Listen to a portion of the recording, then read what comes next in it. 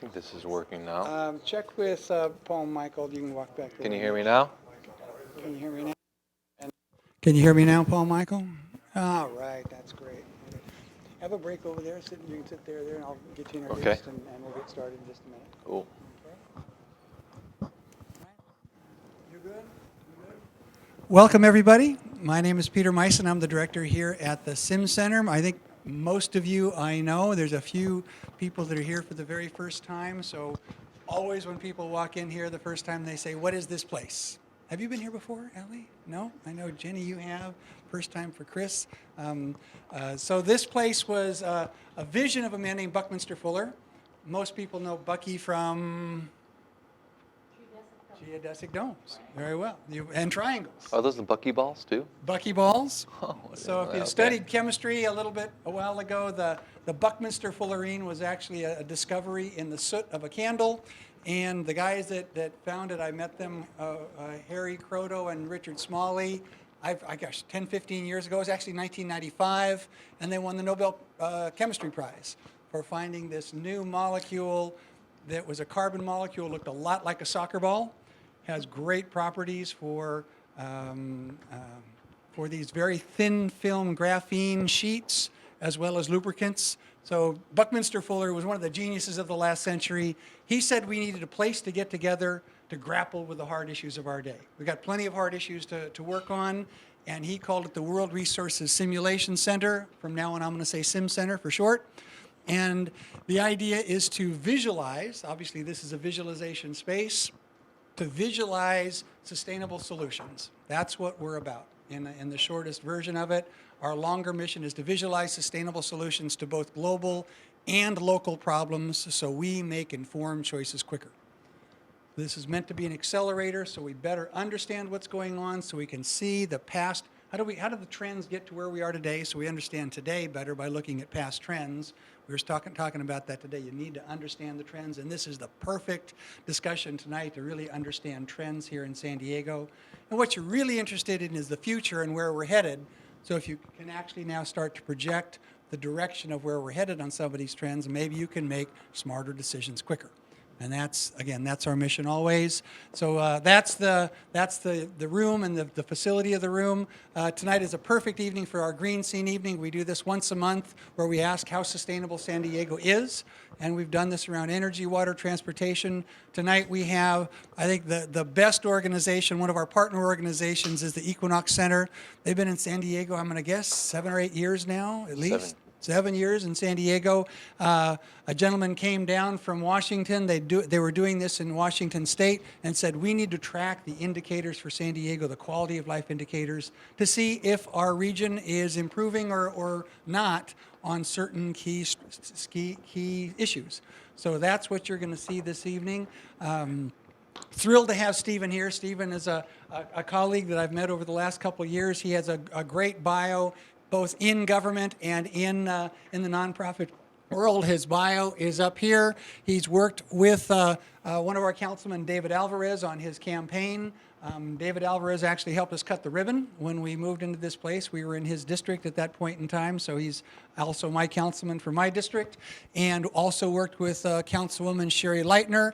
She was the president of the council. Is she now or what? Still is. Still is the council president for the city of San Diego. So he was a chief policy aide for her. So worked across the street in city government, and then they got hired out to actually manage this organization and help drive these indicators so that policymakers can make smarter decisions quicker. So that's it's really terrific to have Stephen here. He's got both a slide deck to go through that's going to be up on the big screen, and then all of these indicators are part of this dashboard. You're going to walk out with one of these or 5 of these. It doesn't matter. We got lots of them, so you can share these with your colleagues back at your work or home. So we want you to walk out with several of these.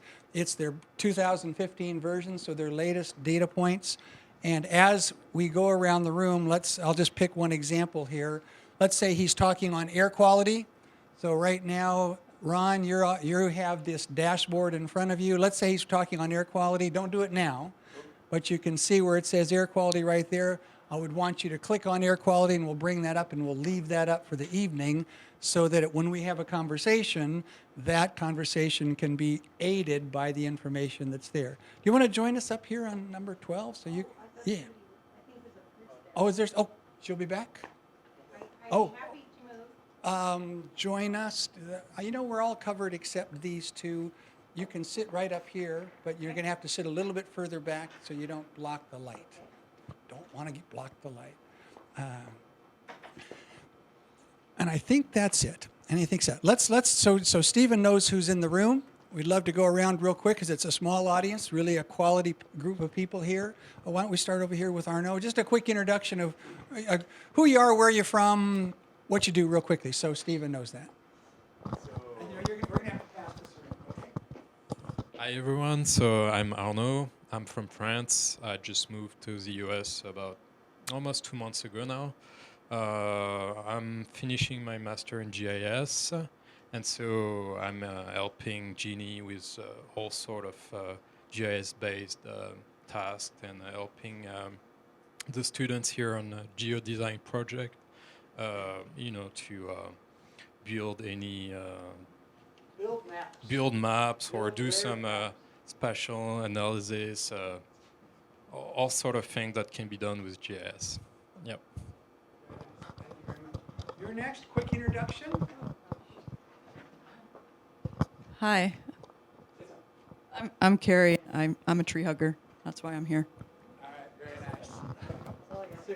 Hi, I'm Sue Simone. I'm the Chief Strategist of the San Diego Nonprofit Association, now known as SDNA, but for 18 years it's been known as Sandan, always confused with Sandag. So we're the convening organization to try to amplify outcomes through partnerships. I have many, many years of experience in digital technologies.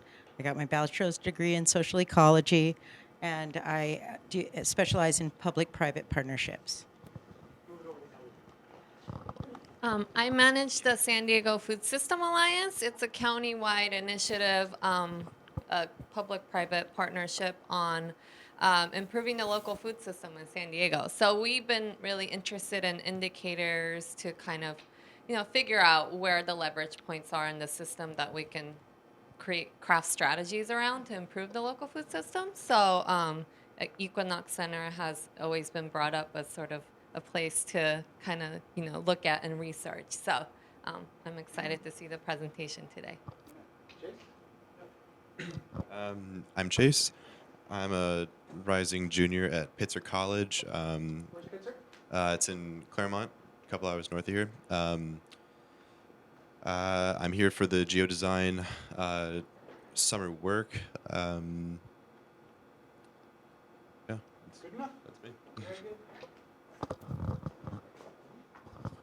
I'm Jeannie Crescenzo, and I founded an organization called Amicus. We work with homeless women and children.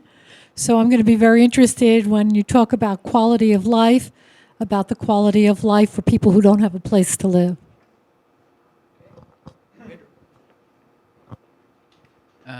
My name is Pedro. I'm from Brazil. I'm here for the geodesign project. I'm working on a project in Brazil about water and the energy, and also in a project here in San Diego area and the North Baja. Yeah.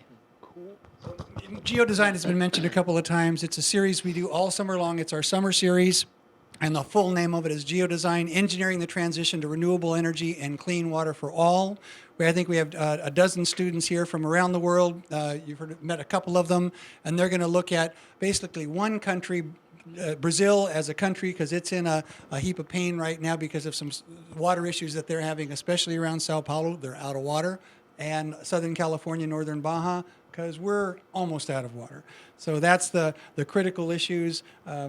Clearly, we are leaders in energy and renewable energy in San Diego, but we have a target to be 100% renewable, and right now we're at 33%. So there's a big delta still to go. Is So the that's project you're working on in Baja water related? one of the things, yes. Can you give a little update? Not yet, Oh, because okay. they just started this week. Oh, okay. They just started this week. Give them a few weeks. Yeah. And Ron here. Hi, I'm Ron Amberger. a mechanical engineer, energy engineer, retired professor of mechanical engineering, and volunteer here at Genie, and I'm mentoring with the geodesign project. This is my friend Pete. Hi, I'm Pete. I'm Ron's friend, concerned citizen, aerospace engineer during the day. Really. What? You're a rocket scientist. Yeah, rocket science. Aerospace degree.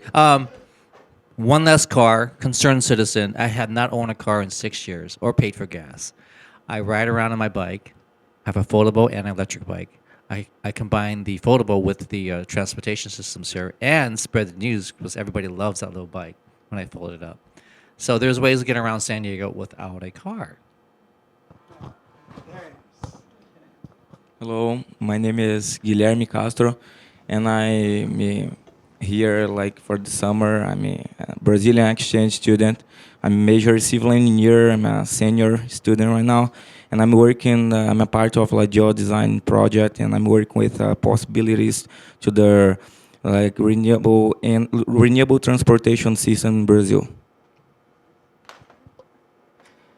Good afternoon, all. My name's Chris Galley. I'm from Massachusetts, Boston, Massachusetts, to be precise. I'm here with a company called Viridian. We're a renewable energy company focusing on renewable electricity, natural gas, as well as solar initiative. That's what I'm out here for, launching our solar initiative, working with nonprofits and veterans, and trying to build a sales team out here. Hi, my name is Gabriela. I'm from Brazil too, and I'm here as part of the program, the geodesign program. And my major is energy engineering, so I will try to figure out solutions in the energy field for São Paulo, because São Paulo is facing a crisis now, and we are trying to figure out solutions for it. Very nice. So if we can figure out how do you keep a society still viable even through a drought? Really, that's the question. And what I've been reading lately about Israel has figured that out, and we want to figure out that technology and bring it here and elsewhere. The other person, we're not going to have it. Do you want to come out here, Paul Michael, and introduce yourself? All right, good. Hate to leave anybody out, especially Paul Michael. Hi, my name is Paul Michael Decker. I'm the IT director here at the SIM Center, and we've been, Peter and I have been working together since 1993. So I started volunteering at that point, and I'm here now. Paul Michael makes all of these wires and all these computers and all the systems work with a little bit of help from everybody else. And tonight he is our AV director back here. So your questions and information will be going onto this video. So try to make your questions succinct when you have them. You have to use the microphone, and it'll go up on a YouTube channel within the day normally. So this whole thing will be taped. So for the people that can't be here, they can see it later on. So pretty good introduction? Absolutely. All right, so you got a great group of people, international and local, real interested. Again, Steve Heverly, thrilled to have you here. It's yours. Thank you. Okay. Okay. So Peter briefly introduced my background, but interesting enough, my former boss, Sherry Leitner, was an aerospace engineer as well. And she's a current city council member, and I have to give her a lot of credit for, I have a science background as well, but I have to give her a lot of credit for allowing me to focus on facts and science and data in the policy-making process. So she was a great mentor of mine, and she's still rocking it at City Council, but I've moved on since then. So, and then to the Baja water issue, that's one of the more important things we don't hear anybody talking about here in San Diego, is how we have this crisis here in San Diego of getting water here, and this border doesn't stop the water supply issues, and so nobody's really talking about Baja or even Tijuana and the water issues there. So I'll be interested to see sort of you'll see a little bit later on. We have a border region indicator that we've put together this year, and should be good sort of moving forward. I'd like this to serve as a pilot to expand around border region sustainability indicators. So if you don't have one of the dashboards in your hand right now. Suggest I'll pass them around. It'll be helpful in the discussion. And sorry, I'm gonna roll these guys up. It's a little warm in here. So what I'll do is I'm going to go through. First of all, you'll see up screens up the interactive dashboard, and we've got a great partner in a data visualization company called Posiba here in San Diego. Up on the screens up here, you'll see our interactive version of the dashboard data from last year, and it's super cool. You can adjust data sets around, focus on different cities, focus on San Diego.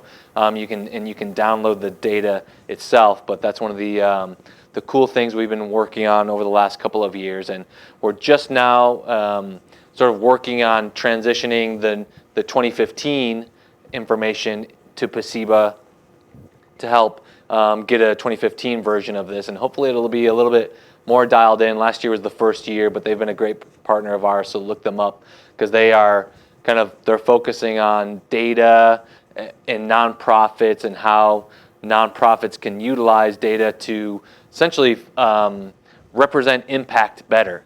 And I think that's one of the things, data in general, and this will be my final point before we get going, is I don't know if any of you heard in the news recently, the St. Louis Cardinals were caught hacking into the Houston Astros, their baseball teams, right? Major League Baseball. And one of the bigger sort of revolutions going on in pro sports and baseball is the ability to use to predict what's going on in the field and essentially manage your games better, manage your players better. And so that's just one piece of this overall interesting topic that we have of data availability and what we can use specifically here in San Diego and with Equinox Center. How can we use data to manage our public policy decisions better and also manage sustainability issues better? So if you pick up the dashboard, I'm going to bring up, so this is our website real quick. This is our website. It's our homepage, equinoxcenter.org. We've got a few slides here right in the front, but not only, I'll talk a little bit later about what else, other things we do, but that's our homepage. And then the interactive dashboard is really easy to get to. If you hit the dashboard key menu item, and then the very next little button there is interactive dashboard. But I'll bring up the slide deck here. And then I can go to the slideshow.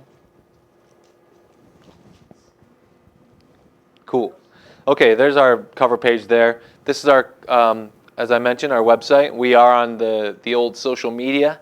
We've got Twitter and Facebook, and we've also got a young professionals program that I'll talk about a little bit later called Leaders 2020, and they also have a set of social media as well. If you're into working on the social media while we're doing the presentation, I ask that you use the SDQOL hashtag, and that'll help us get the word out there. So this is the Quality of Life Dashboard. This is our 6th annual Quality of Life Dashboard. As Peter mentioned, we've been around for about 7 years now. This is our 6th annual dashboard. We did start as a modeled off of a nonprofit that's up in Seattle called the Sightline Institute. And they've been doing objective, independent public policy around sustainability issues and quality of life issues for a really long time.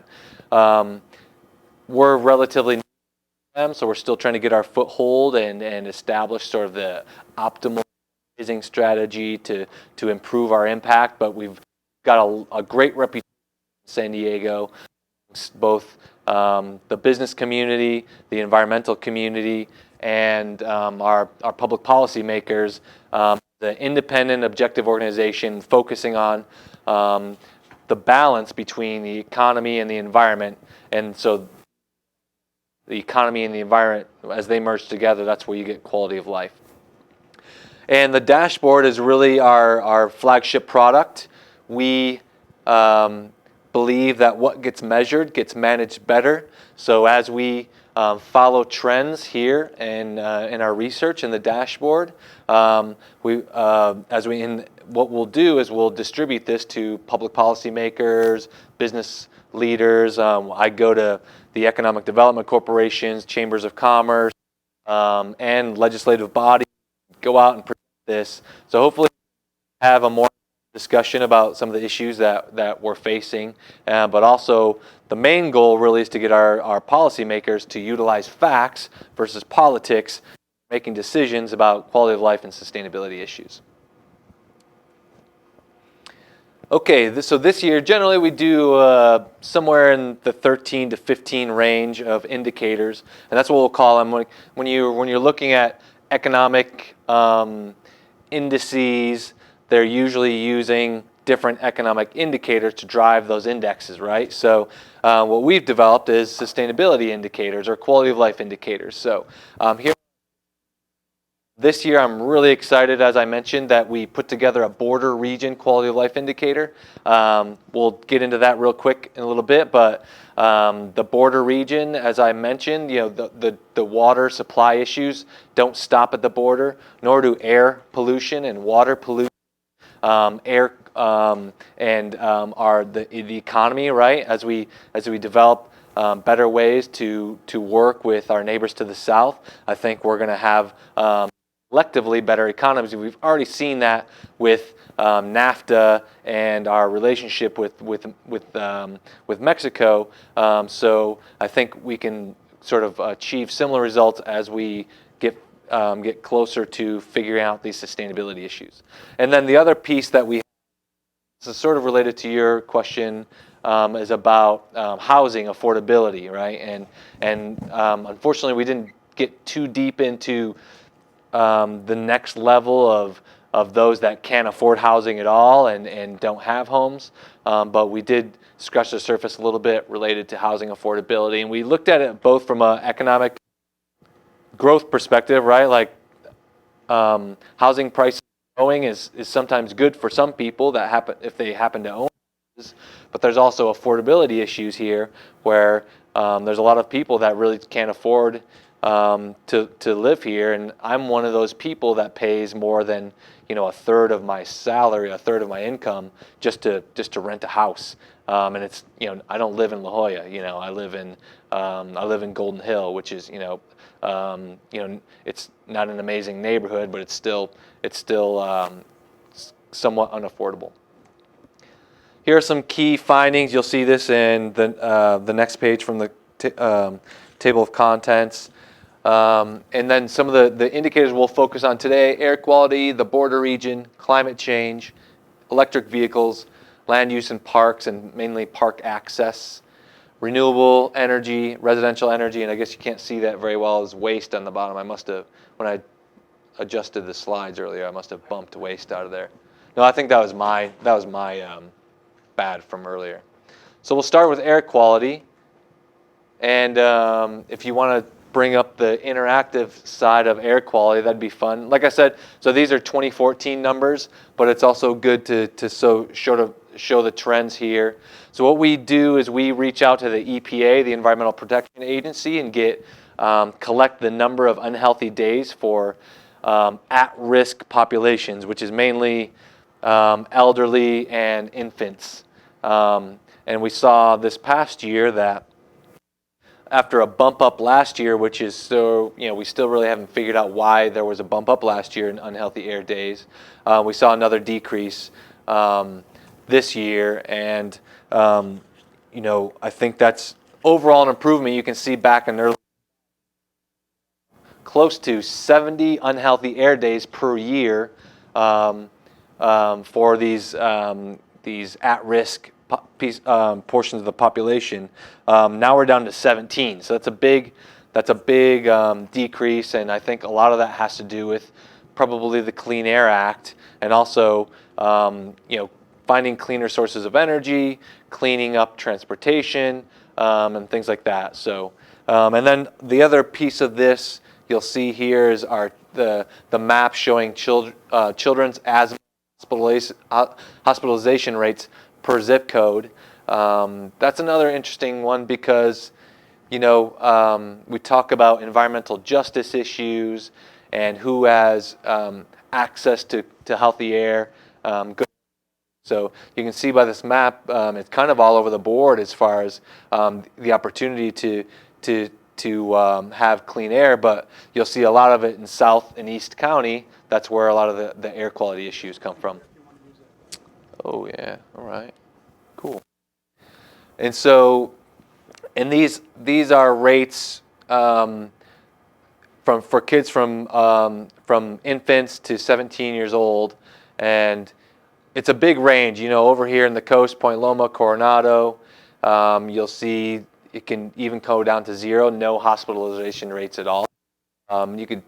You might be able to say that has to do with being near the coast and different airflows, but we're not quite sure. But then, you know, in some of the eastern portions, southeastern portions of the county, it's up to, you know, well over 180 and into 200. So something, and I'll also just mention that one of the things that we talk, a part of the, you know, one of the reasons why I'm here is to have a discussion about this and sort of brainstorm about why we think some of these trends are happening. We don't have all the answers, but we generally are working with the sources of our data sets to figure it out. But that'll be a part of the conversation as we move on.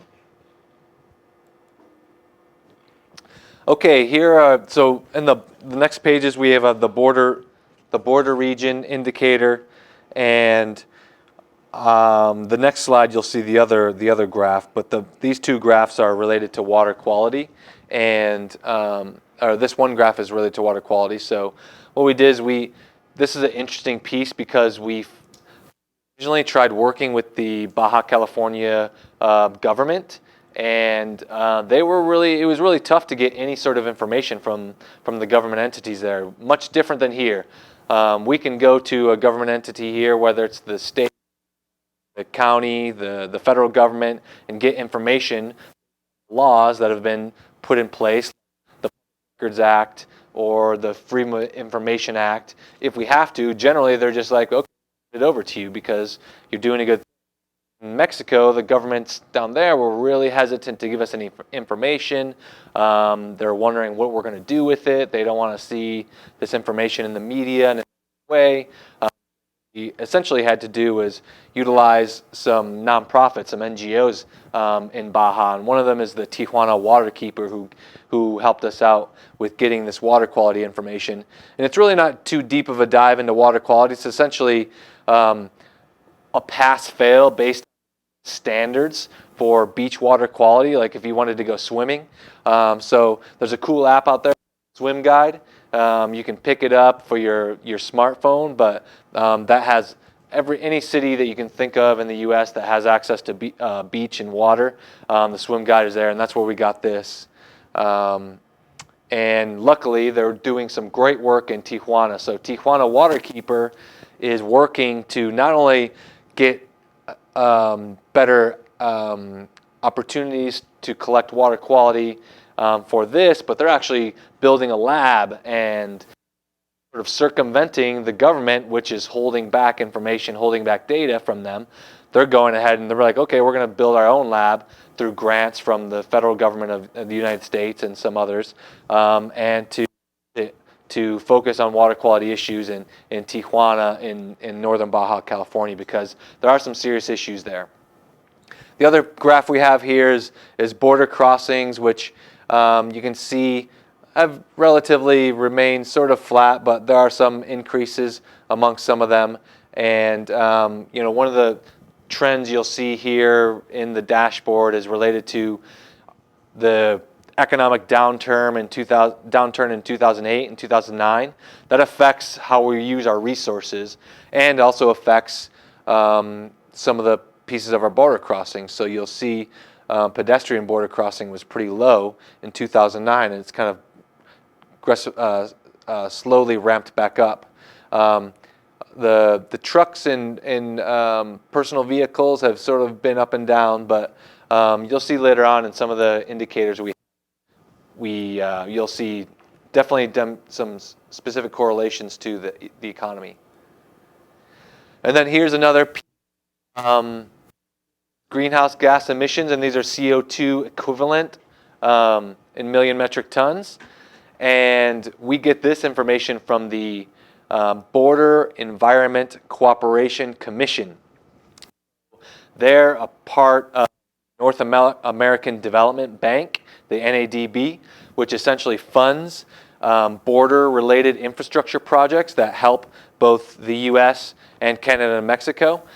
Their reach goes upwards of 100 kilometers south or north border, 30 kilometers U.S. And so what we're trying to do here, or what the Border Environment Cooperation Commission is trying to do, is fund projects that realize that air pollution, water pollution, those types of things don't stop at the border. This is a greenhouse gas emissions done by, that was procured by the Border Environment Commission, and that's for the entire state of Baja California there.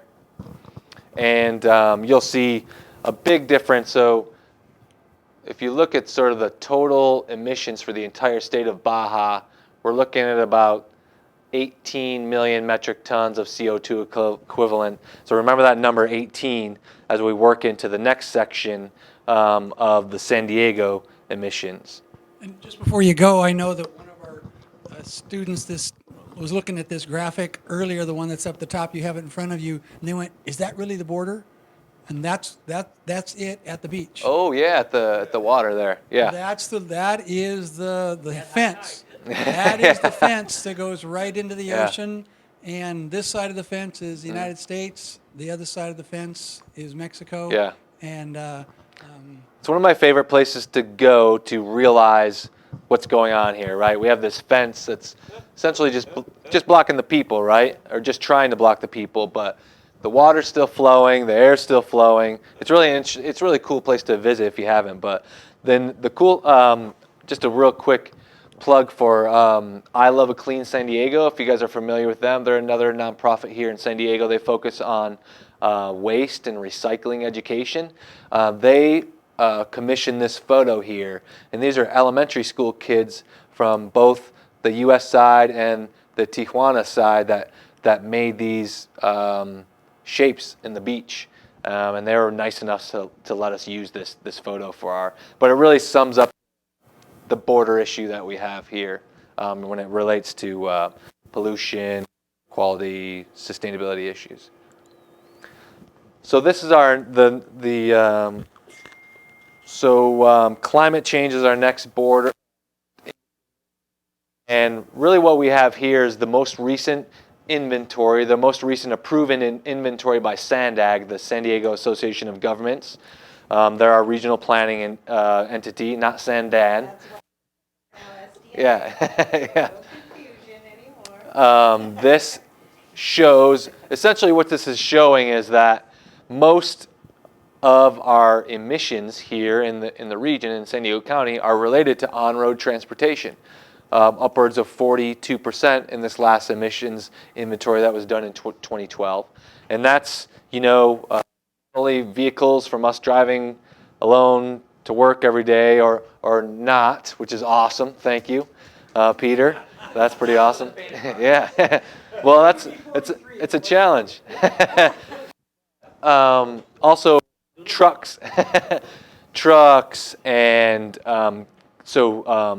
buses also includes buses, right? It's all on-road transportation, but trucks bringing goods in and out of the county.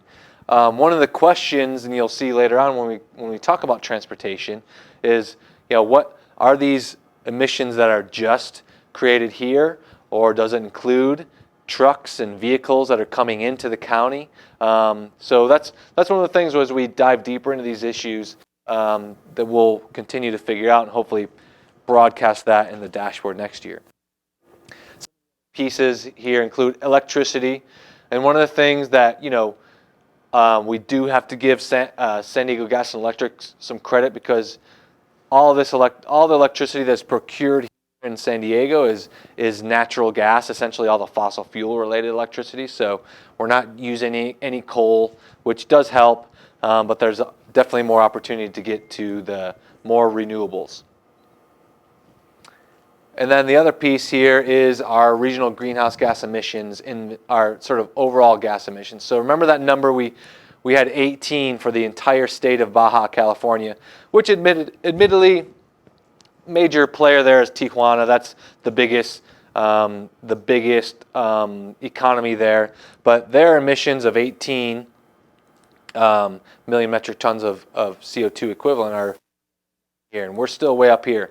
Luckily, you saw Tijuana's trajectory is still going up, and maybe we'll see a downtick now that we've got some interesting agreements and memorandums of understanding between the governor of California and the governors of Baja California to help reduce those greenhouse gas emissions in Baja. But we did do a little bump down, and part of this is definitely due to the economy, the economic downturn, but also we've got a lot of regulations in place, especially in the state of California, to hit certain goals related to greenhouse gas emissions. And then our next slide here, also in that same climate change piece, is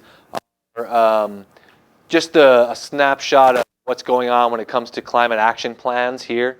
You can see, as required, all of the different jurisdictions here in San Diego have done a greenhouse gas inventory, but not everybody has done a climate action plan, adopted a climate action plan, or even developing a climate action plan. And so one of the opportunities here, and maybe this is something some of the students might be interested in is too, is what's actually happening with these existing climate action plans. Are they just plans that are essentially put up on the shelf and gathering dust? Or are some of these jurisdictions actually following through with implementing some of the goals and some of the regulatory issues that they're trying to figure out? And then here are some areas here are some jurisdictions that are still developing theirs.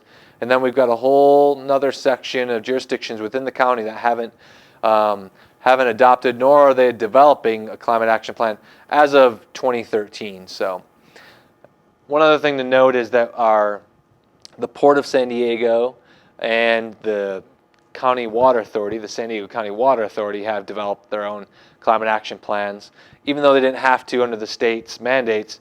The interesting thing about the San Diego County Water Authority is being challenged in court because some local NGOs, one is San Diego Coastkeeper, feels that they're using numbers when they're putting together their plans. So it might be something to watch. Stephen, do all cities have to, by state law, pretty soon have a climate action plan? That's as far as I understand it. Yeah. So all of these municipalities, right? Municipalities. Yeah. So that's why our County Water Authority or the Port of San Diego don't necessarily have to, because they're not technically a municipality. But when we talk about SANDAG, new climate plan, or we can call it it's called San Diego Forward. It's essentially the transportation planning document that's going to help hopefully reduce greenhouse gas emissions in the county. We've got to make sure that they're jiving with what's going on here, because we have this whole effort on the county level, and then we have our municipalities working sometimes in different constructs, right? We have the municipalities that not only have to work on their transportation greenhouse gas emissions reductions, but also their energy and increasing renewable energy and reducing the fossil fuel energy that's being used. So that's another discussion to focus on as public policy nerds, as you all are, is to ensure, follow the discussion around SANDAG's climate action plan versus all of our municipalities. So I'll let you take a look, since we kind of focus on the sustainability pieces here. We're going to skip over the economic prosperity. I'm happy to take some questions and go directly to electric vehicles just for the sake of time. Because we could spend like 4 hours on this whole document, but we want to make sure nobody's falling asleep by the end of this thing. So move on to the electric vehicles. That's on page 1415. This is pretty simple. It's tough to see on the screen here, but you can see it better in the. Actually, it's kind of tough to see there. I'll have to remember that next year. we really mainly are focusing on the number of rebates for electric vehicles in the region, and we are doing pretty well here in San Diego. Last year, we had a number that showed essentially that San Diego County has about 20% of the entire state's electric vehicles that are on the road. That's an awesome thing. That's really, really good. Yeah. Woo-hoo! Party. But one of the things that's, one of the things that's going to be dependent on increasing that number is the infrastructure, the charging infrastructure, right? Like, some of these vehicles, they look really good, like that BMW, is it the i3 or E3? I love that little thing. It looks really good, but it really only has a short range. And a lot of the vehicles, especially when you're getting down to the more affordable electric vehicles, have somewhat of a short range. So they're good for us inner city commuters, but it's tough for like someone from Alpine to come down into downtown San Diego because they have these issues with charging. So what we want to do is increase the charging stations. So make sure they're at all the different job centers. Make sure they're at shopping centers. Make sure that the regulatory environment for whether it's SDG&E or whether it's a small company that wants to start up a new charging station company, make sure that's available for them to innovate and do their thing, make it easy to connect to the grid, but also make it easy for me as an electric vehicle owner to go to any random charging station and hook up, because there's different connectors, there's different companies having different accounts. You don't want to have to go and have to set up a new account for every time, every new charging station you go to. So those are some public policy things to watch out for. Maybe at the state level is what are our senators and our assembly members doing to make that a little easier for folks to access charging. Whether it's making it easier for businesses to develop charging stations or making it easier as consumers to have an easy access point where we can connect to any charging company that might be out there, any distributor that might be out there. One of the things that we will do, hopefully in the next year's dashboard, is actually get some real numbers of how many cars are out there. That's a tough one to focus on, but in the meantime, we do know that. I guess we do have. I'm sorry. What I meant was the trends of the numbers of electric vehicles, but have the county by county electric vehicle counts there. You'll see we're definitely up there. Santa Clara, Orange County, and LA are still a little bit higher than us, but I'd like to see trends, how we're doing amongst the other counties. And then you'll see also the number of charging stations has increased from into 2014, which is a good thing. Okay. So one of the things I do want to talk about is the housing piece. So we don't have a slide on this, but I guess well, let's talk about that right now before we move on to energy, the land use. The housing. So you look on pages 20 and 21, housing affordability. We did have this we did not have this in our previous year in 2014. We had it 2011, 2012, 2013.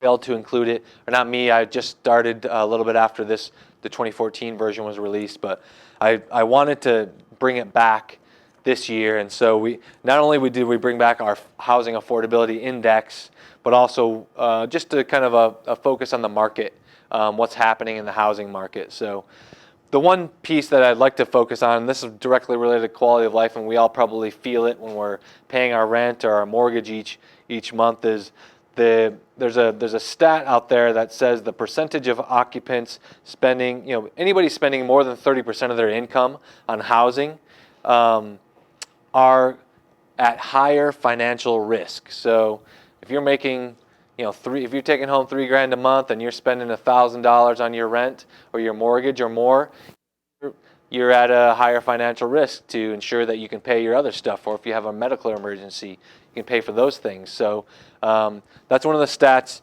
to look at, and you can see we're definitely a little bit lower than some of the other counties and even the state of California, but it's still upwards of more than half of the population of the county is spending more than 30% of their income on rent or housing in general. So we hope that that gets a little lower. And thinking about sort of boiling that down, or actually expanding that a little bit further into what's causing that. One of the bigger things is we just don't have. There's not a lot of building houses and building units right now. So we have there's a lot of demand. There's a lot more demand than supply, which drives costs up. So there's a lot of discussion out there, and there always has been, about making the regulatory environment a little easier for builders. But at the same time, we don't want to loosen environmental regulations so people are just building in open space or doing whatever they want when they want to build houses. So that's one of the pieces. The other thing is talking about infill development and utilizing the space that we have, currently have, to provide more dense housing, which is good thing all across the board. And you get dense housing, you're adding more housing stock, you're adding to that supply issue, but you're also ensuring that water use per person is automatically going to be less. Have denser housing. Electricity use is going to be less. And just in general, the overall impact and the footprint of the housing is going to be more sustainable when you have denser housing. So that's a big question, and that's a big topic right now, because specifically if you know about the Mid-Coast Corridor project, which is essentially the Old Town trolley station that will go up to the University of California, the UCSD. And there's a section within there in the Morena area where we have planned a trolley station in addition to some what they call transit-oriented development. You'll see it used as TOD, the acronym.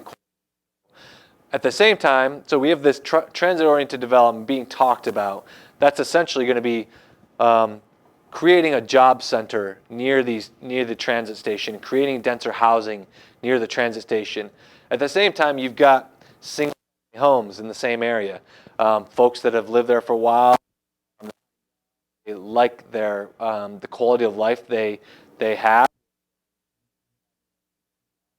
Single family home. So the conversation that's happening is you have the single family home, their neighborhoods. They don't want to see large buildings. They don't want to see high in their neighborhood. At the same time, you have planners and other community members and even some legislators that represent this area that would like more job centers, denser development. So that's another piece to kind of keep track of as we have these discussions about dense development. And housing is this Morena Boulevard. It's called the Mid-Coast Corridor project, and love to be able to connect to UCSD and have students be able to come downtown.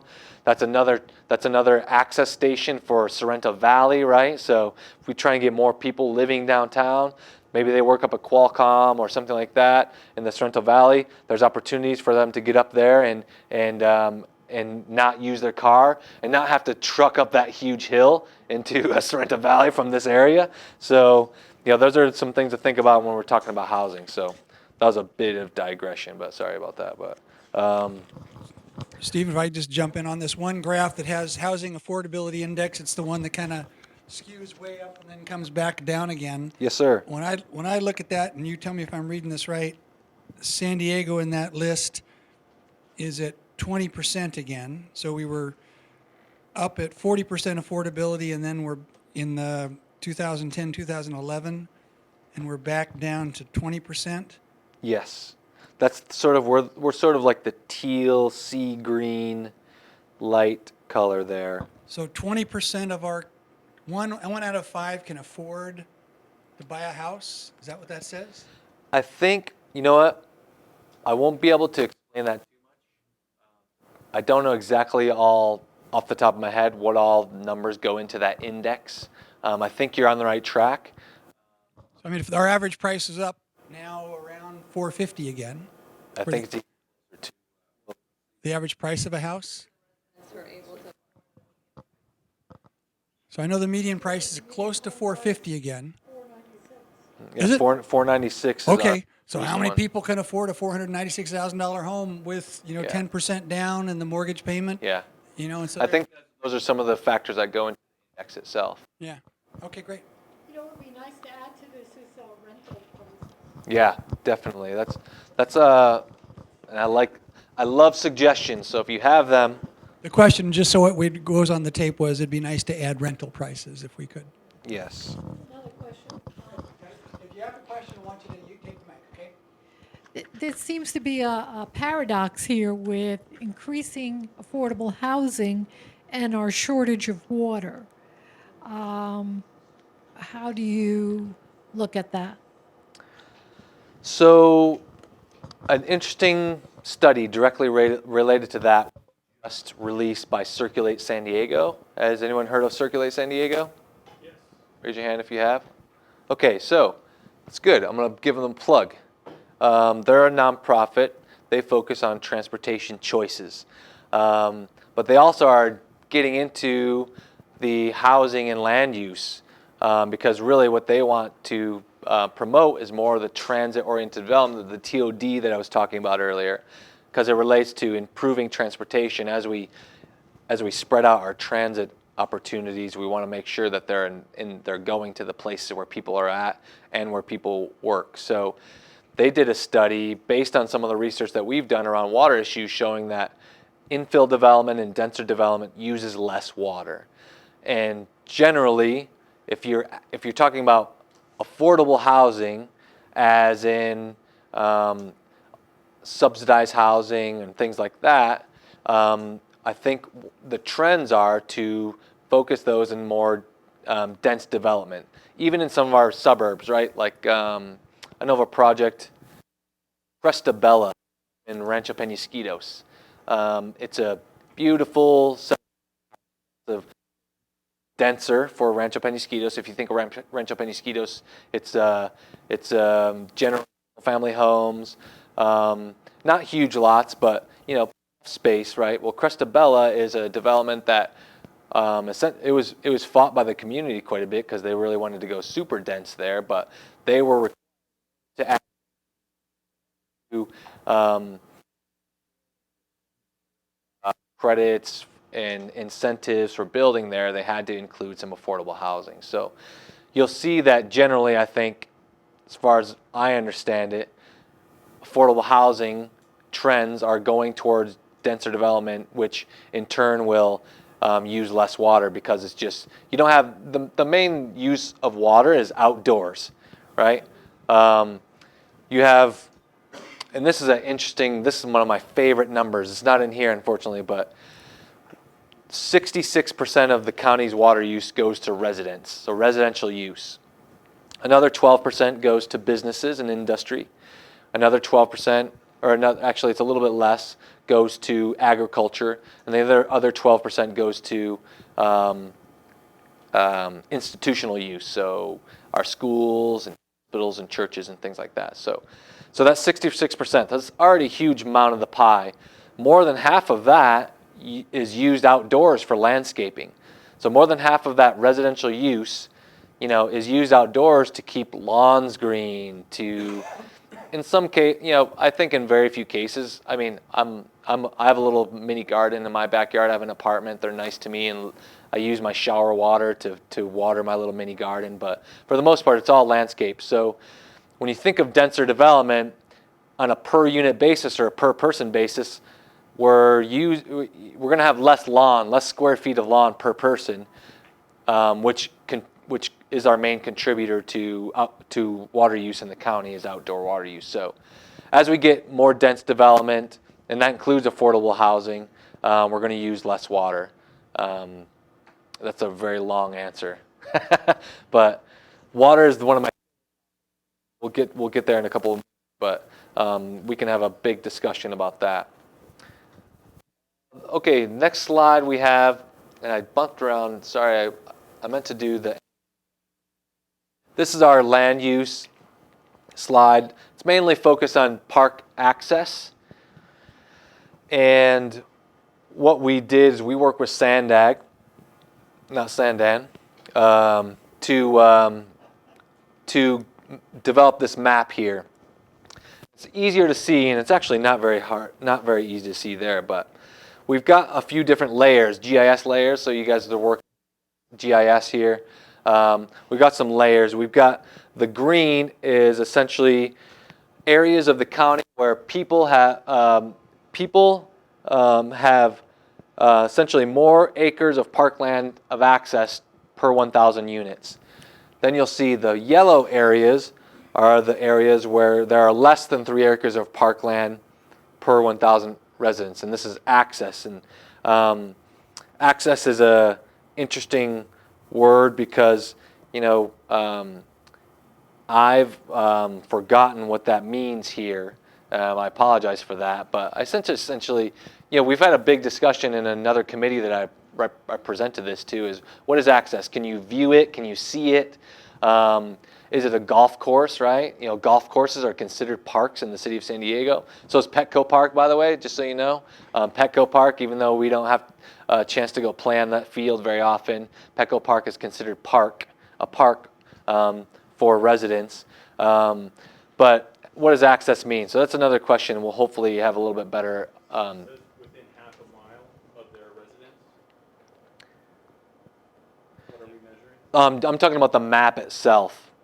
These are two different sources. That's the other thing that is a tough one here. But essentially, you'll see in our denser areas, in the denser areas of the county, we have an issue with access to parks. I mean, if you think about downtown, I can think of Petco Park is one park downtown. Balboa Park is nice, but it's still up the hill. If you're a resident down here, if you're a resident in, say, Barrio Logan, you know, Balboa Park's still a little tough to get to. And then we have that little pocket park out in the Marina District out there, which is one of my favorites, but I definitely can't afford to live in those buildings that are around there. So this is sort of our little mashup of park access. And then the other layer we have is median income. And so you'll see in the hash, the red hash, is the median income less than 62,000. And you'll see a lot of these yellow overlays of the less access also corresponds to less income. And, you know, take that how you want to take it, but there's a story to be told there. And unfortunately, we have, in some areas, we have less park access for some of our lower income households. The other graph we have over here, we get this from the Trust for Public Land. They're a really cool nonprofit that focuses on access, parks access, and they do a park score each year. So we use this park score data to compare some cities, and this is citywide information to compare the cities of San Diego, San Francisco, San Jose, as far as, you know, percent of residents living within a half mile of park. And we do pretty well. San Francisco is way up there, and if you think about it, San Francisco is super dense. Right, yeah, there's big parks around it, yeah. So I've actually only been to San Francisco once, but when I think of it and when I understand it, it's a dense place, but they've also done their part to ensure that residents have access to parks, and parks are definitely a huge portion of our quality of life and improve it. Yes?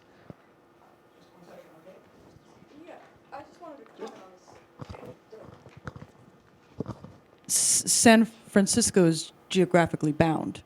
Therefore, it's much more dense. Whereas in San Diego, we just have the sprawl capability because we don't have the bay and the mountains and the, you know what I mean? Yeah, that's a sort of the other side of the coin, right? Yeah, it's just an interesting They are fortunate observation in about the it. fact that they were planning ahead because they do have such a little amount of land where we, you know, you'll see if you look at Sandag's projections for growth here in San Diego, they've gone from the 1990s focusing on sprawling out into the East County and this wildland urban interface they call it, to focusing on more dense. So that does sort of give San Francisco more of an opportunity to focus on the parkland because they have to build densely, whereas we have a lot of room to grow. So I think I like that way of thinking too. That's another way to look at it, another angle. So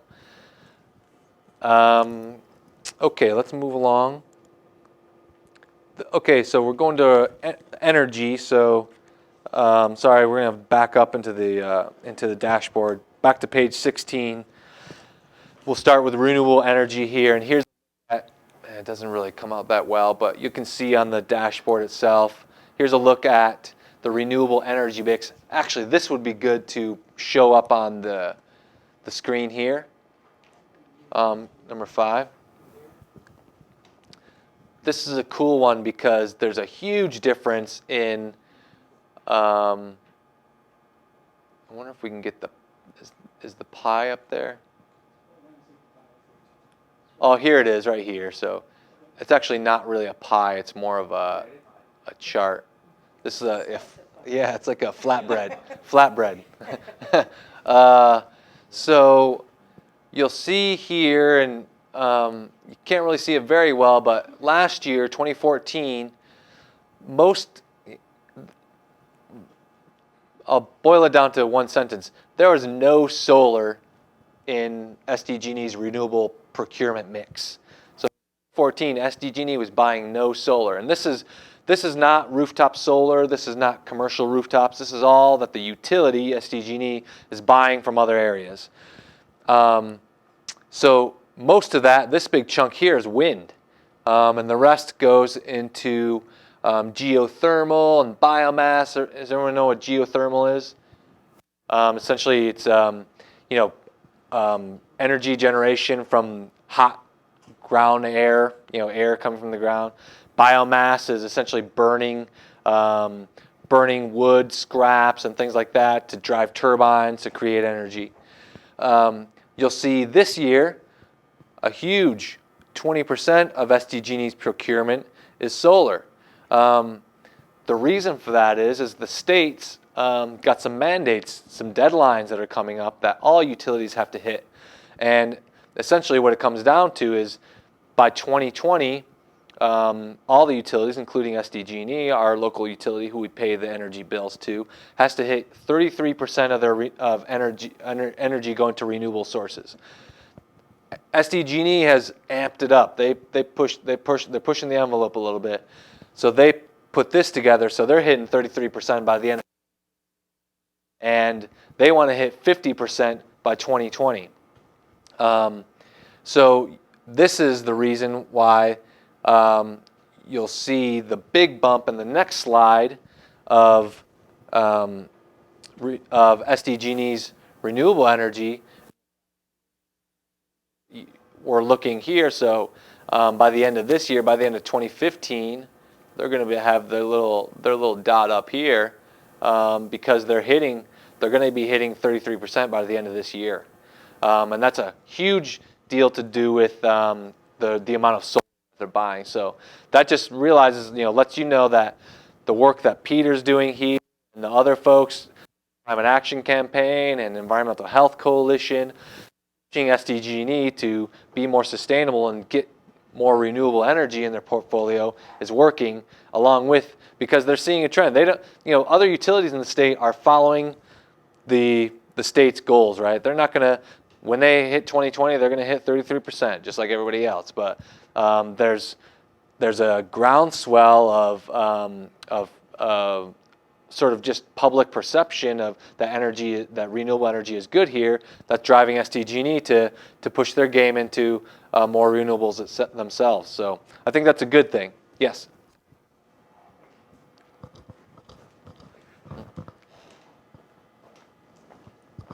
I was just curious about wave energy, and that wasn't on your pie chart. Yes. But where is that potentially in this long-term picture? So that's a good question. Again, going back to that, this is energy that SDG&E is buying essentially for the whole county or the whole service area. So if there's an opportunity for a market for wave energy, and SDG&E sees that as an opportunity, I think that's something they'll jump into. one of the things that we're not seeing here, but is also a part of, well, I guess actually this part is right here. There's water-related energy generated in some of our reservoirs. So I'm trying to think of what reservoirs. So Pumped hydro. yeah. I think it's, I don't think it's San Vicente. There's a pumped hydro plant, and then the other one is the sewer I think it's outfall. Levenheim Reservoir. That's what it is. So essentially what they're doing is, this is pretty cool. SDG&E works with the water agencies here to find a time of the day, and this is good for everybody because the water agencies make money by essentially finding the time of the day where there's less demand for energy, which is usually in the middle of the day, and At night. Middle at night. oh, in the middle of the night? Yeah. Oh, yeah. And at that point, they'll pump water up to a higher reservoir at higher elevation. And then when there's more demand, like on the opposite, they'll pump that down and create renewable energy. SDG&E buys it from the water agencies, and the water agencies make a few bucks because it's cheaper for them to pump it up at the right time than pump it down. So I think that's where this conduit hydro is. I think that's where it is. But the wave energy is something that's, I know has been discussed, and there's some cool opportunities out there of large-scale floating platforms that can do tidal energy as well, but it hasn't been a part yet of SDG&E's procurement. Not much of it's being done here in the West Coast area versus like Scandinavia. Yeah, I don't know. That's a good question. This is all San Diego County, so it might even be, I think maybe in the Northeast Coast. Yeah, the technology's there, right? It's just the markets. And I think that's one of the things that is the big question, is the market available for, and do we have regulatory environment to put wave energy modules off the coast, can we do that, Replace the oil drills. Replace Yeah. the oil drills. Yeah, there's an opportunity there for sure. Just the wave energy that I'm aware of, there's a company in Scotland, and it's called Palamas, that builds a snake-like structure that floats and has hinges. And as the wave goes by, those hinges obviously go up and down with the wave, and within that, those pneumatic hinges is where they're actually creating energy by then taking that hinge energy, putting it through a hydraulic pump, and then that energy comes back onshore through a cable that goes down to the ocean and back onshore. So there is some wave energy that's being done, but none that I'm aware of yet in the United States. Excellent, thank you. And you had a question? I was involved with the community in Lake Elsinore in 2007, 2006. They wanted to build a hydroelectric dam there. And you have to look at the unknown consequences.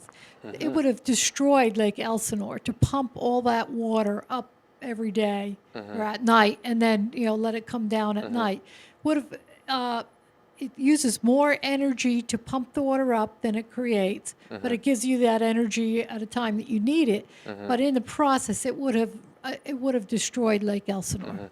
Yeah, I completely agree, and that's one of the things that we like to be cognizant of is, sure, these things are good for some things, but how does it affect our overall quality of life? I'm a big outdoors person. I spend a lot of time outdoors and traveling to rivers and camping and things like that, and that's one of the things you're seeing trends of now removing dams in certain areas because people just don't want them, and so I don't know if that's a reality here in Southern California because we're in the need of such more storage, but I also think that building a new dam is going to be pretty tough, and regulatory wise, and also people just, I don't think really want them. It would take a pretty heavy duty crisis to sort of take the time to build another dam for something like that. But I think what they have right now, I think it exists and it's happening. But I agree with you. It does take more energy. I mean, that's what it is. It is what it is. It takes more energy to get the water up there. So, but they're just taking advantage of the markets, really. Okay. Okay, we already went through this one. So here's another cool, and this is this slide here. This is essentially the number of solar installations. One thing we're going to do next year is take a look at the amount of energy being developed from these solar installations. But you can see a clear incline. This is a pretty awesome incline. So these are rooftop solar installations. It's not a part of the procurement that we showed earlier. These are rooftop solar on specifically residential installations. So you can see clearly right now, it's time. It's time to put solar on your rooftop, and you can see that. And this is another thing that's completely market driven, right? We have energy prices, and if a solar installer can show the numbers, the good numbers to someone who has a roof, that hey, you're going to be saving this much money over this many years, it's a good idea to go to solar. And I think you'll see these trends continue. Like I said earlier, what we want to do is show the amount of energy being produced from this. And I think that, and SD says this as well, I think that if you were to combine both the residential energy being produced on rooftop solar and also the commercial solar and all the procurement that SDG&E is doing, we might be a lot closer to 50% renewable than we think here in the region. I think we're at 4% right now for our demand coming from rooftop solar. So SDG&E is at 33. We're 37 now in total.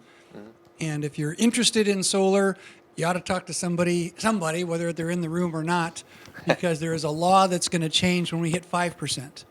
So there's a state law that says when we hit 5% penetration of that number, the rules will change. Nobody knows quite what that new rule will be. It won't be the same.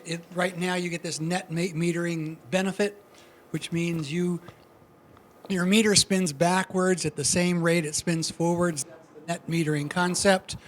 And that will change once we hit 5%. Nobody knows exactly what it's going to be. So if you're considering it, now is a really good time to do it. Yes. Telemarketing calls. I don't think this is your company, but these guys are like, they get on the call, it's a recorded call. The solar industry is going to change. You could be paying more for your energy soon. Now, so that's probably the other reason, and I think this is one thing that SDG will confirm, is that right now that increase in solar installations is one of the reasons is due because a lot of the solar companies are like, hey, the rules are changing, get you can. So yeah, definitely. Oh yeah, Sullivan Solar, they're on KPBS all the time too. So okay, so on to the residential energy use. So this is another sort of major one that this is looking. Stephen, there was a question still on that. Oh yeah. I heard the federal tax credits for solar are going to end this year. Is it? I don't know that. Chris, do you know? I don't see those credits going away for at least 10 years. Say that again, just so you're... I don't see those credits going away for at least 10 years. I mean, they're not going to go away anytime soon. But that's the federal tax credit he was walking about. So I think you get a $7,500 federal income tax credit off of your income tax. If hopefully you make enough to get that full credit, but it's $7,500 per installation, right? Yes. Solid. Okay, here's a look at residential energy use. This is one I like to talk about along with water, and I'm gonna breeze through these slides, these next few slides pretty quickly here because we're getting close to the hour. But residential energy use decreased in the last year. We'll see this in the next slide, but so this is our comparison. We do a lot of county comparisons here. This is our comparison to other counties, Riverside, the state, Orange County, Los Angeles, Santa Clara. We're doing pretty well here as far as residential energy consumption goes. Granted, we're only a couple of kilowatt hours per day away from the highest user, but we're doing pretty well as it compares to the rest of the state and the and the state average. Then the next slide is really the good stories being told, because as I talked about earlier, generally when the economy improves, resource use increases. Whether you're throwing away more trash, you're using more water, you're using more energy. But as you see here, our economy has gotten better over the last few years. Yet we have seen a decrease in energy consumption, and you'll see the dark blue number there is well, wait. Sorry for that. So from 2012 to 2013, San Diego decreased their energy use by 3%. And we're still using less than the statewide average, about 5% less than the statewide average. And so that's all good news. You know, this is a little reminder to me next year, this really doesn't tell that story very well. It does show that it shows the trajectory of where we want to go. But it doesn't really show what those lines mean. California targets, and we've got California and Sandag. This is what a proofreading is good for. You got to make sure that you proofread this stuff. But I think that the dark blue line is San Diego, and the light blue line is California statewide. Those are the consumption, and then we've got our countywide target there, which is right here, and state target right here. So I think interesting stories beyond just the fact that we're reducing use and our economy has gotten better is the difference between local planning and the state of California. Action plans, you know, essentially we see this in water too a lot of the times is there's not a clear message from the top down or the bottom up in where we should be going, and lack of vision of where we should be going. So you can see that discrepancy right there. But again, you know, our focus, as I mentioned before, is the balance between the economy and the environment. As this is a good example of us, you know, the county being able to reduce residential energy use while the economy still improves. Okay, moving on to waste. That's a little bit further. I will briefly go over transportation real quick just to let you know. So we've got transportation choices on 24 and 25. That pretty much shows the pie of how people get to work. You'll see on page 24 that still more than 75%, 3/4 of the county drive to work alone every day, which is, you know, that's a big number if you think about it. When you think about that other pie, the greenhouse gas emissions pie, that more than 40% of the county's greenhouse gas emissions comes from on-road transportation. And so we're looking at more than 75% of us driving to work alone. That's a big contribution. I mean, this doesn't include trucks and buses and things like that, but it's mainly just vehicles and us driving alone. And unfortunately, a very small part of that are people like Peter that they're using bike all the time. And you know, we even saw a bit of a decrease in the amount of bicyclers this is commuting to work on bicycle in the past few years. So what are we doing to improve the opportunity for people to get to work by bike? And so this year, probably you've seen it, at least in the downtown and the urban areas, Hillcrest, North Park, there's a lot more bike lanes going in, the Sharrows, right? A good example of this as you're heading out, if you happen to go up 4th Avenue, you go up 5th, down 4th, you'll see one of the lanes has essentially been taken and turned into a bike lane, which is awesome. So think about how our policymakers are improving our opportunities to have more transportation choices. One of the things that I want to do a little bit more of next year is include like car sharing, bike sharing. I think that'll hopefully improve our opportunities. But it's also focused on specific urban neighborhoods, like, car to go. Has everyone here heard of car to go, and has anyone taken car to go? Okay. So yeah, I use it a lot, especially when I'm heading to meetings like into Point Loma, if I'm heading to meetings up in North Park, and because I'm always hustling, so I have to take car to go. But how can we increase that and increase the territory? You'll see car to go doesn't go into Logan, it doesn't go up past PB, nor into like Kearney Mesa and things like that, and those are job centers. So I think that's one of the things as we increase demand for car to go, we'll see opportunity to spread the the territory. And same with bike sharing. Those are going to be rolled out slowly but surely, and that's another cool opportunity. Especially when I'm downtown, if I have a meeting in East Village, I'll jump on one of those bikes. But it's a little tough because they don't offer like a 15-minute rate for $5, and that's it.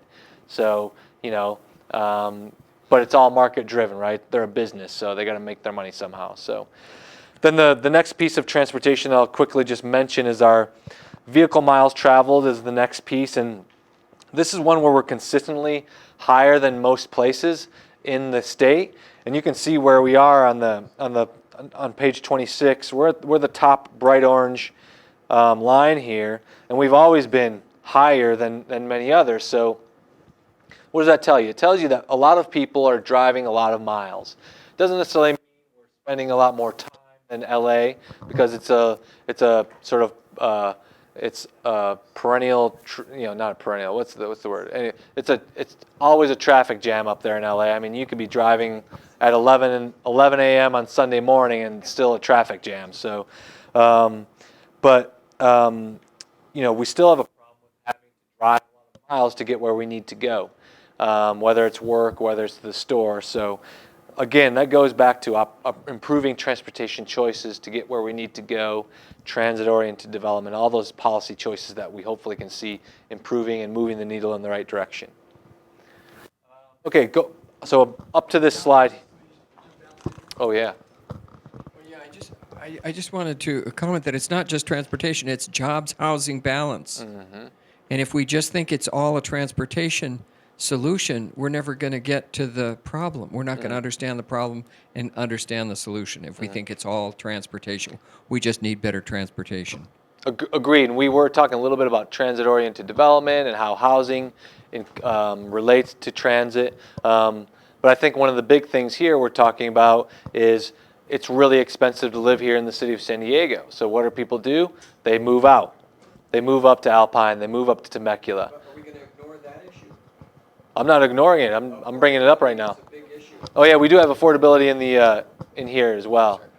Yeah, we had a little bit of discussion earlier about not as in depth as we probably need. So I think that's one of the things. And I should have prefaced this when I first started.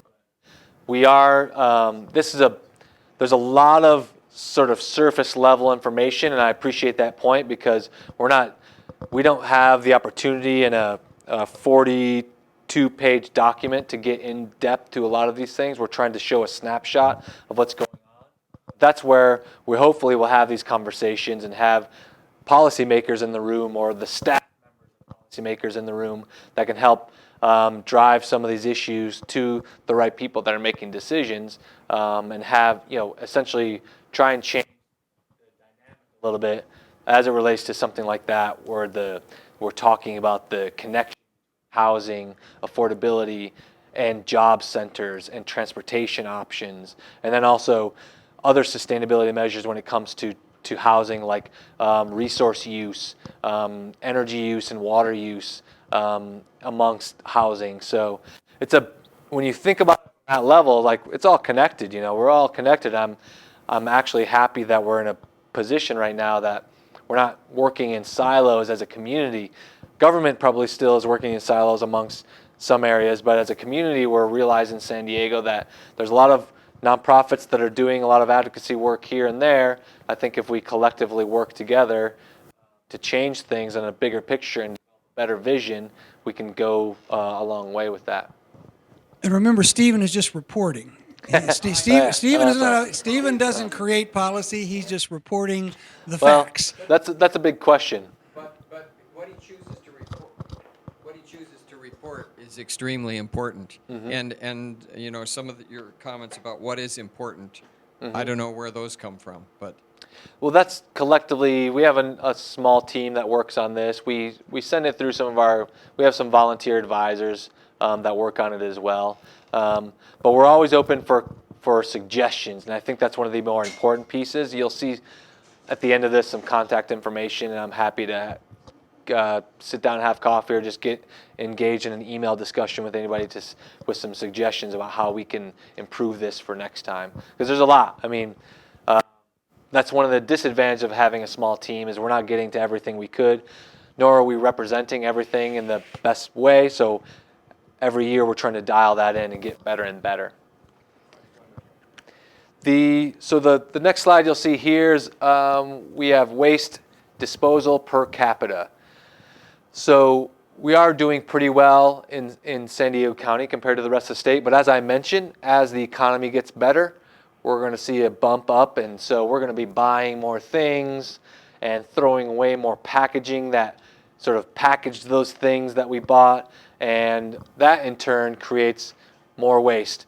The other piece that is a tough thing to understand here related to waste, and I'll move on to the next slide real quick, is all this, you know, we get this from the state of California, and all this that's being reported to the state of California is weight-based. So when you think of a plastic bag or a plastic cup, right? This is more volume than waste. So one of the things that's driving, and you'll see, take a look at the graph on page 28. You'll see waste diversion rates. Waste diversion rates. So you can see a lot of. So you see what we're increasing the amount of trash we're throwing away, yet we're diverting so much, and so that's one of the sort of discussions that we have to talk about, because one of the reasons why we're diverting so much is because laws on the books that require construction sites like builders to divert, so recycle their construction waste. So all that heavy cotton and wood and all those building materials that are being diverted from a building site or demolition site, they're required to recycle at least half of that. So that's a turn, because we're talking about weight, that's driving up the so-called diversion rates of all the municipalities.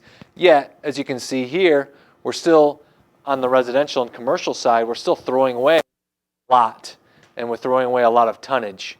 Yes? Well, so I've been having this conversation with my sister. I just moved here from Seattle. And I'm like, where's your compost bin? She doesn't have one. Yeah. So she doesn't have curbside pickup for it either. So not exactly making it easy. Yeah. So where is that make it easy for the consumer conversation when we talk about public policy? Yeah, I mean, that's an awesome question. We don't have any access for a resident to compost unless they're doing it on their own in their own yard, or there's a sort of a community effort. New community garden policies, at least in the city of San Diego, allow you to have a composting. But as a resident, we don't have a service, or we don't have our municipality, our services that are taking food waste into. So when you think about weight and waste and the amount of trash that we're throwing away, a lot of that food waste and even our landscaping waste, it's mostly water, right? So we're throwing away heavy stuff that contributes to these high tonnages and high pounds per person. But that's one of the things, if you are living in the city of San Diego, how many people are in the city of San Diego here? Just to get most of us are in the city. Some people are in the outlying parts of the county, or maybe other like Chula Vista or Imperial Beach. You're Chula Vista, okay. So the city of San Diego, and I think Chula Vista is like the Lone Ranger when it comes to sustainability efforts in the county. They're doing a lot of stuff. They're a small portion of the population, but they are the second biggest city in the county. And I believe they have been working on zero waste initiatives for a long time. The city of San Diego, the bigger player in the county, is now currently working on zero waste initiatives. And we'll see some more opportunities for residents to have curbside composting availability. But even right now, we don't even have the ability for all residents to have a green bin for their lawn waste to be recycled. So. And organics generally are a bigger part of when you talk about residential waste. When we're generating a lot of waste, most of that is organics. Most of the stuff that's being landfilled in general, residential, commercial, etc., is on a tonnage basis is organic. So that includes wood, that includes paper, that includes our food scraps, our lawn scraps, all that stuff. So.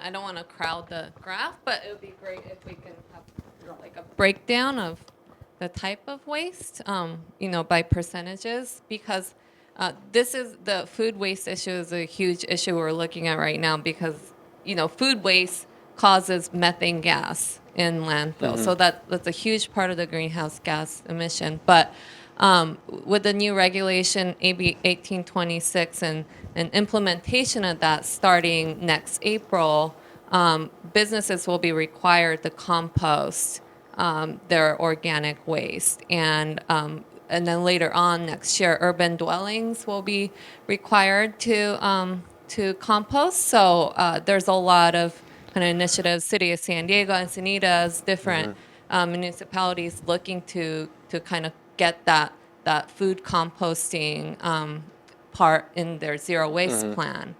So I think you're going to see a decrease in that percentage over time. So that'll be really interesting to track. What's that bill? AB 1826? 1826. Okay.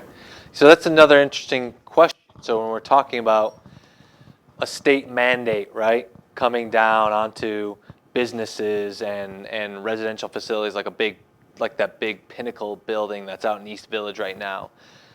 How are they going to compost themselves, right? They're actually going to have to rely on the city of San Diego or their municipality to provide services, or the legislators to change around the rules so they can compost more on site.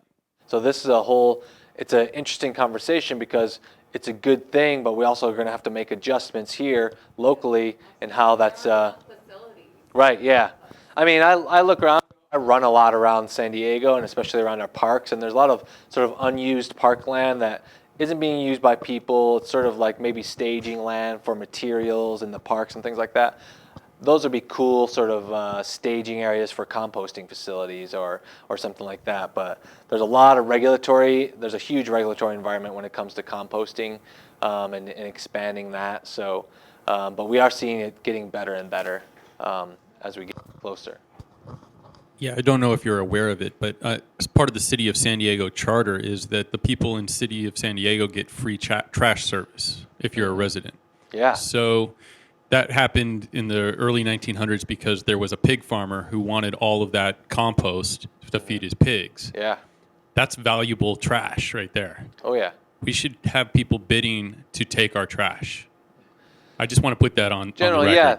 When you talk about it, so what happened back in 100 or more years ago, this pig farmer, the city paid the pig farmer to take away the trash, right? And then he went and sold it to, there was a company. He told the city he would do it for free, basically. But he sold it to the pig farmers. So he's essentially double. That law is still in effect where it's in the city charter, it's in the city's constitution that says that the city cannot charge single-family residents to pick up trash.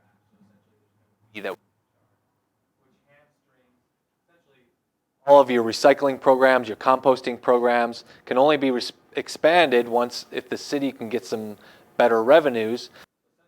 Relying on the companies like Edco and Allied Waste, those private hauler trucks, right, that are out picking up trash, to pay them to put stuff in the landfill or pay them to recycle. But at the same time, you have residents in multifamily housing and the businesses that are Complicated issue, but that's currently right now in the city of San Diego. We have what's happening is called the Charter Review Commission, and there's an effort right now to change things up in the Constitution. So I think there's another opportunity for our policymakers to change things up and got it. Thank you. That's all. To change things up as it relates to that. So waste is another awesome topic that we could go on forever, but I really want to get to the water piece here. And water is the hot topic of now, right, in San Diego and the state of California. As I said earlier, 66% of the county's water use is residential, and more than half of that is outdoors. So that's why we like this picture here, because what's happening is a lot of this is happening across the county, which essentially is driving, which drove essentially over the last few years water use to go up, even though we are in a drought. And we did some in-depth research. If you check out our website through our H2 overview series, that showed even through the end of this past year, or the end of this past fiscal year, water use continued to go up even though we were in a declared drought in the county. So that's a big issue. Have more discussions about. Here, this graph here shows each water agency. So if you're familiar with the structure of water, how water gets here in San Diego, we have a wholesale agency called the Municipal Water District, or Metropolitan Water District of Southern California, which is based in LA. It sells a wholesale water to the San Diego County Water Authority, which is another wholesale water. So we have a couple of layers just before it even gets to the residents. And then we have each of these agencies which buy water from the San Diego County Water Authority and sell it to their residents, sell it to each of their people with the meters, their businesses. So here's a look. So here's just a snapshot of all the different agencies in San Diego County and how much water they used, this is per person per day. This is gallons. And you can see there's a huge difference between a lot of different water agencies here. And one of the reasons you'll see like a place like UEMA, Rainbow Municipal Water District, there's a lot of agriculture that uses drinking water, which is unfortunate, but that's the case. You can see right here, UEMA up at the top had a huge decrease, almost 200 gallons per person per day decrease from 2013 to 2014. That's because they enrolled some of their residents who used a lot of water for agriculture into a special agricultural program. So they moved those guys over into the agricultural program, which made it seem like each resident is using less, but really that's not the case. This is more of that went to agriculture. But you can see across the board differences in how water is being used in the county. And then just a bigger snapshot of county-wide water use here. And this is our residential use. And then the line here, this line is rainfall. So as you see, as the rainfall gets higher, our water use gets lower. Remember that fact that 66% of water use is residential and more than half of that is outdoor. So when we see a lot of rain, we see a decrease in the amount of water being used in residents because it's all being used outdoors. And when it rains a lot, we don't have to water our lawns a lot, right? So this is one of the bigger takeaways, and one of the more important takeaways of this discussion is, this is a topic that's here and now. It's an issue here and now, and we want to drive discussion because, unfortunately, right now we have essentially the message that's being created out there is driven directly from the water agencies themselves. NGOs or community members talking about water as it relates to the facts on the ground. And so that's why we're here to show these facts, show these numbers, and get an independent, objective view on water issues. Peter, she had a question. I'll take the... Yeah, keep asking questions. I'm the same way. Thanks. So on the water, 66% residential, half of that going to outdoors. I found this surprising because the conception on the street is agriculture is taking it all. So, and then you have this number that's like 80%, agriculture uses 80% and blah, blah. So that's a statewide number. That's a number that's being thrown out there. I don't know how accurate it is because, but when I talk about 66%, that's in our county. That's a San Diego County. The 80% that's being thrown out there, are those high numbers that's being thrown out there, is a statewide number, right? So that's Northern California all the way down to San Diego County, and that's collectively. One thing that's interesting, we don't have a lot of we do have a good amount of agriculture here, but they are involved in different transfer programs. They do a lot of water reuse and water efficiency, and a lot of it's like small organic farms here in San Diego, which they're doing their best to cut back. But we do have a lot of agriculture, but it's a small percentage of our county-wide use compared to that percentage that goes in the state. So that's a good question. That's something, a lot of people talk about that, and it's like, yeah, I've heard this, but that's more of a statewide than the county. Statewide because California is a breadbasket for the rest of the world for agriculture. Right. But that's a question we have to talk about, right, in the county is how are we using our water here? And as a collective community, the state of California, how do we want water to be used in our state? And do we want more for our residents? Do we want enough for agriculture to keep the economy alive? Do we want to have green lawns in Southern California? Do we need green lawns in Southern California? So that's my piece. Yeah, sorry to interrupt the. So another issue with water consumption having the majority be with residents seems that those residents don't necessarily feel the effects of the drought. They'll hear about it. They will read about it, listen to it. But with a lot of people in like Rancho Santa Fe and some of the other coastal areas that are wealthier, they have the financial means to essentially run as much water as they want, and at that point it sort of comes down to consumer preference because it seems that they won't be swayed away from doing it. Is there any economic means of dealing with that other than like doing desal and like creating a larger supply of water? Is there a way to actually like bring down the consumption? Yeah, definitely. So there's messaging, right? Like you said, there's a lot of messaging out there. There's people hearing about it and talking about it. That's one of the pieces. So communications and education, right? That's one of the things that helps drive people to lower the demand, right? The other piece is water rates, and so designing rates to drive conservation. The one tough thing about that is you want, here we want to make sure that we're driving conservation in the right places, among the right people, and in the areas that we feel are sort of the low-hanging fruit, which is the outdoor water use. So that's the biggest thing that will drive behavior is when you hit people's pocketbooks, right? So, but unfortunately, and we're towards the end of a in-depth research report we did an analysis of all the rate structures around the county, and it's interesting to see that the average user of water, so I'll do this really quickly so we don't get in the weeds too much, but when you talk about rate structures, there's a number of different ways to structure rates. The most one of the more effective ways is to do a tiered rate, and this is how your electric bill essentially is built out. Once you reach a certain amount of usage, you pay a certain price for that usage.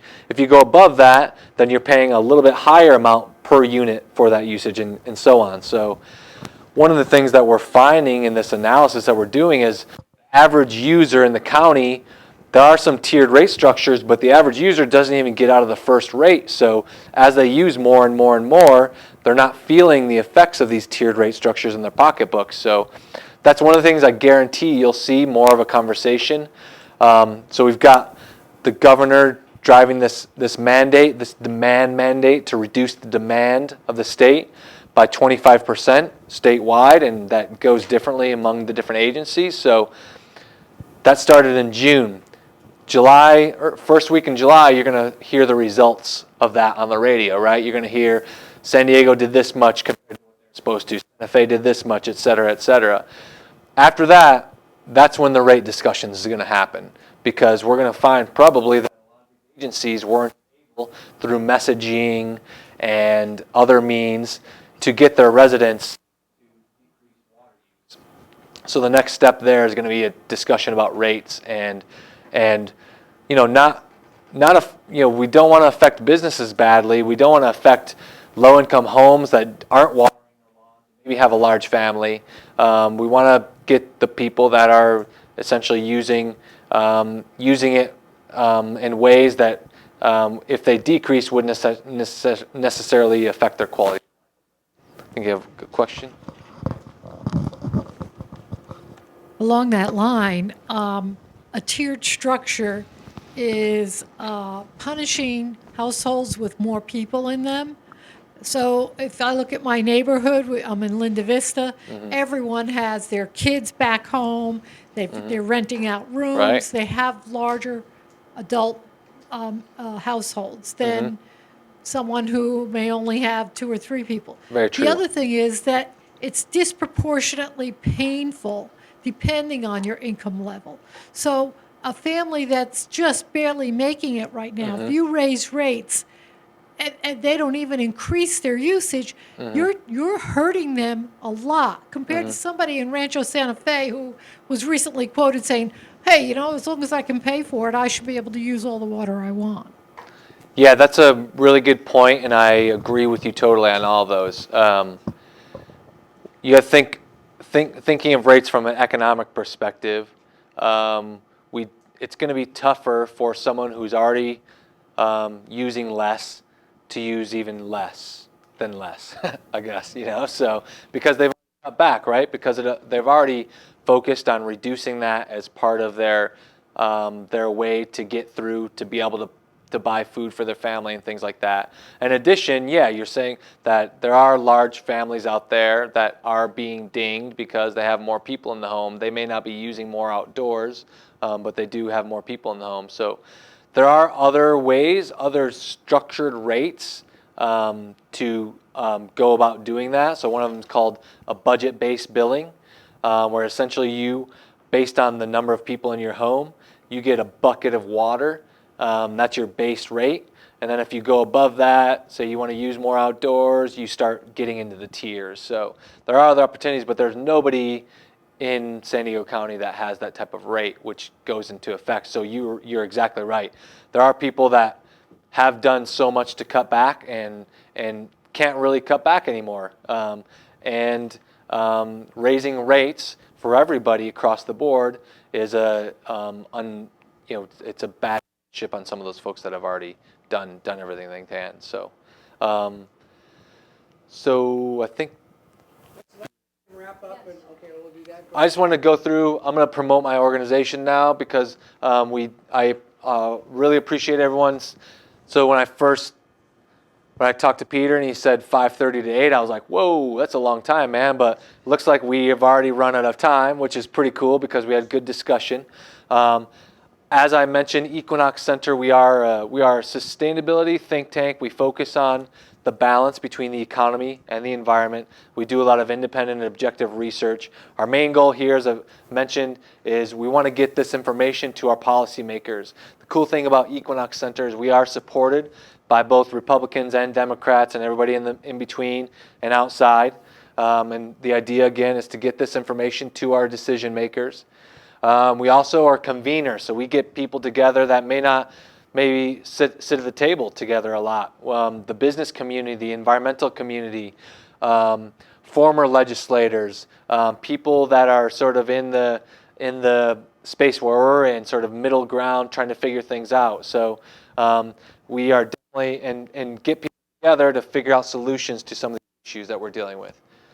And then, that balance between the economy and the environment. We are supported by environmental organizations that use our research for good things, and we're supported by business and industry organizations that are using our information for good things. So that's a little bit about one side of our programs. The other is our Leaders 2020 program. That's where I started a few years ago as a volunteer, and luckily had the opportunity after a few years of volunteering to become the managing director of Equinox Center. And that's a cool thing. If you are a young professional, you want to get involved, check out our website. If you're not a young professional or just a professional, you want to get involved, that's cool too. You can do, yeah. You can do anything you want. We welcome anybody. But what we do there is we have small convenings, happy hours. We get together and we have a nonprofit board training program that we put people through that we're gonna hopefully be launching again this fall. And yeah, that's it. So there's my contact information. Email me if you have.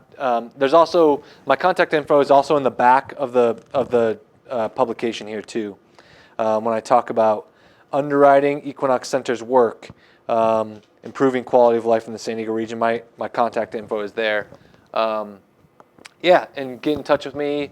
And if you want to discuss this further, discuss next year's dashboard or be a part of it, I'm happy to help. But thank you all for listening for so long, and I appreciate Give a big hand. Appreciate it. Thank you. That was great again. Thanks you a lot. very much. I appreciate it. I love Stephen. He's one of our partners for our program for 100% Renewable San Diego, along with the Climate Action Campaign and U.S. Green Chamber here in San Diego. For those of you that are doing the Geodesign series, what you saw was exactly what we were talking about today. How do you actually create a slide deck that is graphically interesting, that's colorful, that's credentialed all the way through? So I hope you'll be able to use that. And the point is that what you measure matters. This is if you measure it, you can actually do something with it to see the trend that we're growing. So I just love the work that these guys are doing. Stephen is the head of this, and it's terrific to have his partnership. This Geodesign course has just gotten started. For those of you that didn't hear about it, there's some flyers on the back. It looks like this. It's also on our website. It's Geodesign, Engineering the Transition to Renewables and Sustainable Energy. Their first presentation will be next Thursday night, so I want to invite you all to come back next Thursday evening to hear that work that our students are doing. We have 13 students from around the world that are working deeply on this topic of how do you actually transition a society and a country to renewable and clean energy for everybody. We've done this summer series for 3 summers now. This is the 4th, and we're diving much deeper than we've ever done before. So I want to invite you back for that. If you'd like to come back and join us as a member, I know we had a member join tonight. Fill out this little card or go online. If you become a member, you get to come to all these meetings for free. So that's pretty cool, right, Sue? Yay! So thank you very much for that. So you can do that online.